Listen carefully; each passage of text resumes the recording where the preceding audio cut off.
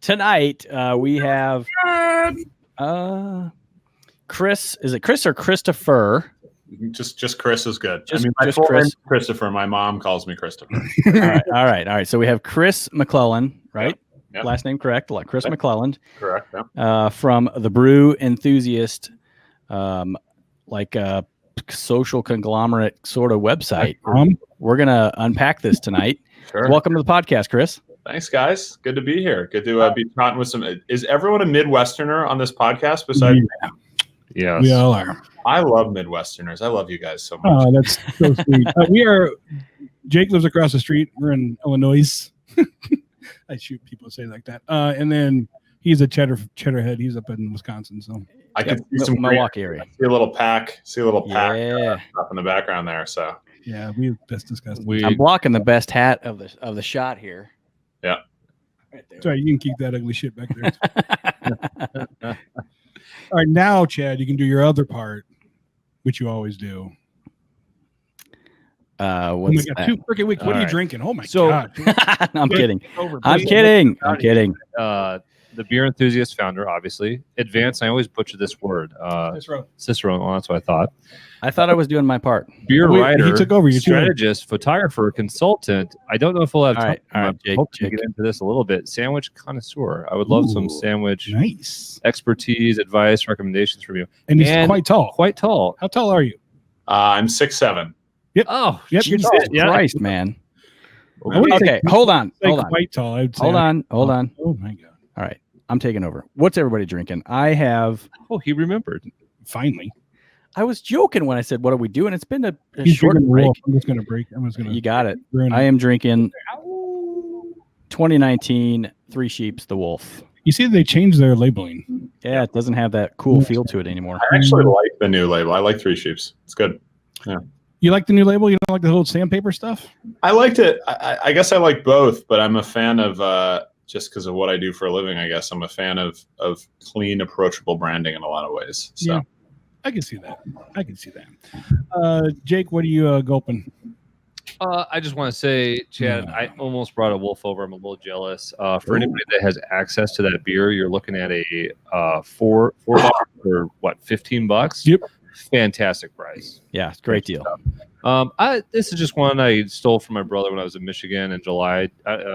Deschutes Summer Ale Twilight. I don't know. It says limited release. I haven't had it before. It's okay. Light, crisp. I don't know. Just took a first sip. Yeah, just got to warm it up, stretch out here before we dig into something a little bit stronger. Chris, what are you going? Right now, I grew up in Vermont, and I was just in Vermont this past week, so I'm drinking a Scrag Mountain Pils from Lawson's Finest Liquids, which is their new Pilsner. So Lawson's is famous for making a beer called Sip of Sunshine, which is a famous double IPA they make. I love the name of the brewery. Lawson's Famous Liquids. Is that what you said? Lawson's Finest Liquids. Lawson's Finest. That's a cool name. Is it beer? What's that? Are there any other liquids they do besides beer? They're a brewery, man. They make beer. It's fantastic. But they've been around for a while. They're a little over a decade in Vermont. And I'm a big fan, and every beer they make is incredibly high quality and delicious. So I try to drink it whenever I can. Is Lawson the name of the owner? Is it the name of the town? Yep. So the Lawson Brewery, so Lawson's Finest Liquids, which is the name of the brewery, is owned by Sean and Karen Lawson of Vermont. Okay. Yep. Ingenious naming right there. It is. It's a good shout out to the Lawsons. Exactly. Shout out. I am drinking Sugar Water's Mimosa, ale with tangerine added. I'm really curious about this one. We were talking about this beer next door last night because you checked it in the other day. This is what we had when we were there. We did? I don't know if you had it. I don't think I had that. Yeah, and they said they were finally releasing it. So it's a Brut Pilsner and a New England IPA blended together with tangerines. We had it when we were there. We did the interview with them, had it on draft, and it was amazing. I almost lost it in my pants. That's how good it was. Out of the can, it's good. Not nearly as good as it was there, though, but it is still good. So I like it. Tasty shit. Okay, Jake, do you want to start the interview now? Like you already tried to start, and then Chad rudely interrupted you. Rudely. Well, Jake from State Farm. I just wanted to sort of list off the qualities of our guests. Like well, when you okay, she already introduce went through how somebody- tall he is. We got that part, and the sandwich part. So That's 75% of it. In fact, Well, I actually didn't get to pick Chris's brain on sandwich expertise, which we can get to that in a minute. that's a topic I am passionate about. But before we do that, I honestly, Chris, I don't know a ton about the Beer Enthusiast. Adam turned me on to this. I've been Brew. See, I did this a million times. I think I wrote on YouTube and left it there for a while. That was thebeerenthusiast.com. And then I went to I'm going to check him out, blah, blah, blah. Nope, that's not him. And I was like, Brew Enthusiast. Damn it. Yeah, brew enthusiast, not beer. Yep. Did I say beer? You said beer. Yep. Oh shit! Yep. All right, sending people a different. Hold website. on, I got a drink for that. Oh damn! We got to come up with some sort of drinking game while we're on the podcast. But then everybody will just make the mistake so they can drink. I mean, with you guys, it's. But I was on here. I don't really understand what I'm doing. Are you a consultant? That's not a shock for anybody. I don't know what I'm doing. So if you want, I can kind of kick it off if you want just a little background here on what's going on. Yeah, definitely. That would be fantastic. Help Jake out. He's an idiot. Chris McClellan's life. So currently, just to give you a little more context, I guess. So I live in New York City. I'm in Brooklyn right now.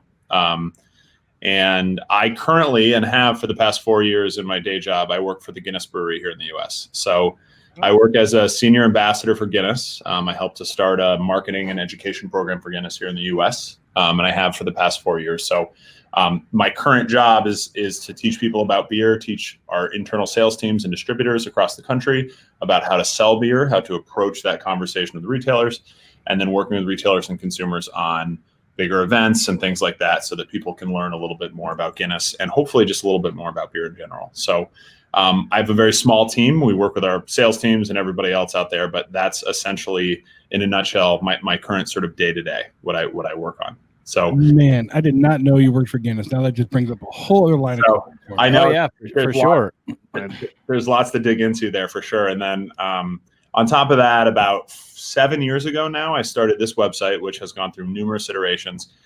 It's actually, I'm glad that we're talking right now. The Brew Enthusiast as it stands is kind of in shambles just because it's got a bunch of different things that are going on in my life that I'm trying to launch, which includes, there's a portion on there on the site that you're probably looking at, Jake, that says the Draft Shop, which is trying to be this kind of resource for people to find draft beer line cleaning services and just learn a little bit more about basically best practices around retail standards, which is something I talk about on a daily basis in my work. And so that's a tool that I've done, that I built, that is slowly being built. And other than that, this was and still is very much a storytelling platform and blog, right? So the Brew Enthusiast has always been kind of my voice. I've got lots of different posts that exist on there. Mostly these are because I work in marketing and because I always have in beer. These are mostly slanted toward strategy items in beer, right? So you can see top 4 posts right there, including, why would you ever launch a beer nationally? Stuff like draft lines, basic things like that. And I used to be a lot better about blogging. I'm trying to be better about it again because I really do like writing. But I've got this site as just kind of like a brand home for myself. It's a slowly evolving kind of beast, if you will. But there's a lot of good content on there. And then I actually took off all the interviews that I've done, but I've done over 100 interviews with different breweries around the country. Wow. Just to kind of hear their story, because I think storytelling is one of the most powerful things you can do as a brewery. There are so many good stories out there. The reason you buy the beer you buy is probably because you appreciate something about the story. So it just kind of all, piles into the same exact thing that I do right now at Guinness and sort of everywhere else, all the other stuff I've done in the beer world. So I've kind of had my hand in a bunch of stuff, but the site is ongoing and I'm active on social media and I do as much as I can in the meantime to stay in the craft world, which is really what I grew up with in Vermont. I absolutely was on here and I was at the draft shop and I was looking up Illinois and I'm like, what am I doing? What am I looking for? Am I putting it in lines in my house? Because I will. Yeah, you should. Version what we normally talk about. But Well, I mean, it's beer, so it's whatever. So we don't talk about. But I want to get back to you, Chris. How did you get started in this? What's your background? How did you go the path of Cicerone? Sure. All that good stuff. Tell us about yourself, Chris. Tell us who you are. Who are you really? Where did you come from? Why are you 6'7"? What are you doing on this podcast? I'm sure you're already asking yourself. Why are you so tall? Yeah, exactly. I'm so tall because my father is 6'10". So Oh my God. that's why I'm so tall. I can answer that one pretty easily. How tall is your mom? She's 5'8". 5'8". I was gonna say, So she's not short, but she brought you down a little bit, probably. Brought me down. Yeah. So I have almost a 6-month-old son now, and he's sleeping right now. But I wake him up. I want to see how tall he is. He's 5'4". I basically told my wife, I said, look, if he doesn't get to 6'4", that'll be it. I mean, our lines are done. 5 years. I'm just going to cut him off. You know? So my son's 13 and is already taller than me. I'm 6 feet. So yeah. But anyway, yeah. So I a little background, I guess. I grew up in like I said before, the great state of Vermont, just outside of Burlington, Vermont. Have you guys been to Vermont before? I have never been. I have been there. I have my aunt and uncle live in New Hampshire, and they just built a house in Vermont. There you go. So Perfect. yeah, I've been out there several times. All right. Anyway, go ahead, Chris. The guy from Wisconsin. All right, that's what I like to hear. So I've been to Wisconsin many times, and I love it. So yeah, so I grew up there, and I did all sorts of fun stuff. And actually, during college, my first foray into my friend David is right here as well. What's going on, David? You need a beer? Hi, David. I was thinking about more beer. Yeah, drink another beer, man. There's more beer. And so I actually worked at a beer distributor, Vermont's largest beer distributor, during college. So I smoked too much weed and ate too much pizza during the school year, right? That sounds amazing. And so then I got really fat, and then I would burn it off because I'd be delivering kegs for 4 months in the middle of summer. And so great workout. That's a good plan. It was a great plan. I'd come back every the beginning of every semester, and my friends would just wonder what the hell I did for the summer. And so it was actually it was a good strategic move for me. But then leaving school and leaving undergrad, I went, and my first job was actually at Magic Hat Brewing Company, and you guys probably know Magic Hat pretty well. Yep. So Magic Hat is from my hometown in South Burlington, Vermont. And I got a chance to work for them for a couple of years. I worked in sales and marketing in Southern New England, so I covered a big swath of territory, and we did all sorts of events, and obviously responsible for the sales of our beers in that area. And then I got laid off. I have a history of being laid off, so if you guys need any advice on how to get laid off, I'm very good at it. But I got laid off, and then I packed my car and sold all my stuff, packed my little Jetta, and moved to Washington, D.C. without a job or a place to live. Did some couch surfing, and then for the next 6 years, I actually lived in D.C. So I worked at a startup. I sort of developed this really cool digital skill set, which I've been able to leverage in the beer world over the past 5 or 6 years. And so teaching myself all manner of digital best practices, including project management and web design and basic coding and emails and all that kind of stuff. Why So DC? What made you go to DC? I had a bunch of friends in DC. I needed to get out of Vermont, go to the world. And so I got a chance to do that. And DC is just such a fun city, especially if you're a young lad.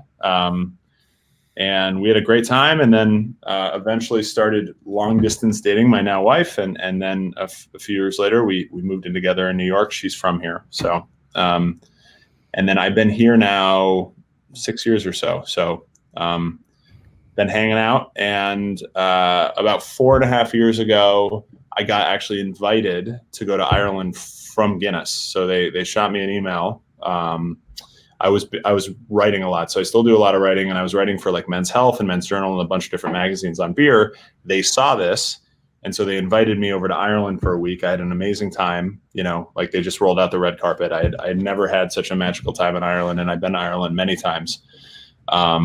And got a chance to talk to them a little bit more. And then they said, hey, we're trying to start this educational program here for Guinness in the US. Do you want to help us out? And so I got a chance to kind of scope out what they were looking for and started working for them and helped to build this national team. of ambassadors, all of whom are at least certified Cicerone or above, and people are they're just passionate, kind of very beer focused, beer nerds at the end of the day, just like me.